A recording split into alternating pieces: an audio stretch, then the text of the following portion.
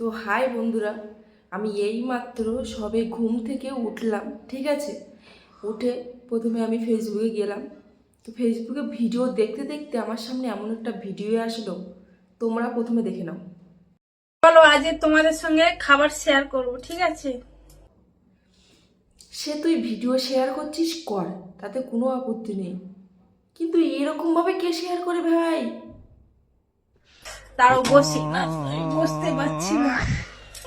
তারপরে এখানটা আছে মাছে, এটা হচ্ছে গিয়ে আদা আর একটু আরে ওই সাদা পোস্ত দিয়ে একটু তরকারি। আর এখানেও বাঁধাকপি আছে, এটা পেঁয়াজ চচ্চড়ি আছে, ঠিক আছে। এটা কি ধরনের ভিডিও তোমরা কেউ মানে বুঝতে পারছো?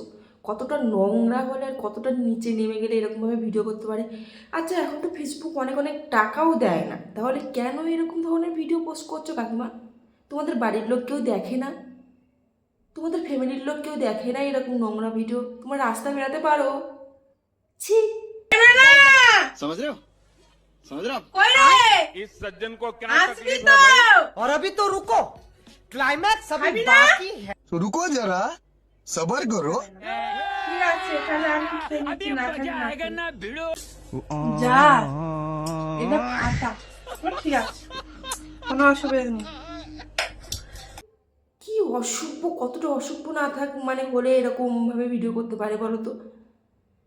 আচ্ছা, তোমার দেখে তো মনে হচ্ছে তোমার ছেলে মেয়ে আছে, সবাই আছে, এটা কি কেউ দেখে না? তোমার হাজব্যান্ড কিছু বলে না তোমাকে? কি ভাই, ফেসবুক আগে টাকা দিত তাই লোক এত নোংরামি করতো, কিন্তু এখন ছি, এরকমভাবে নোংরামি কে করে ভাই? এখন তো অত টাকা দেয় না। তো সবে মাত্র ঘুম থেকে উঠে ভিডিওটা দেখে আমার এতটা রাগ হয়ে গেল যে ভিডিওটা আমি না বানিয়ে আমি পারলাম না গাইস। তো তোমরাও তোমাদের মতামতটা বলো যে এই ভিডিওটা করার কোনো মানে? ছি, এইরকমভাবে কে ভিডিও শেয়ার করে বলো তো? ছি, আমি আর কিছু বলতে পারছি না গাইস, বলতে পারছি না, বাধ্য বাধ্য বাধ্য বাধ্য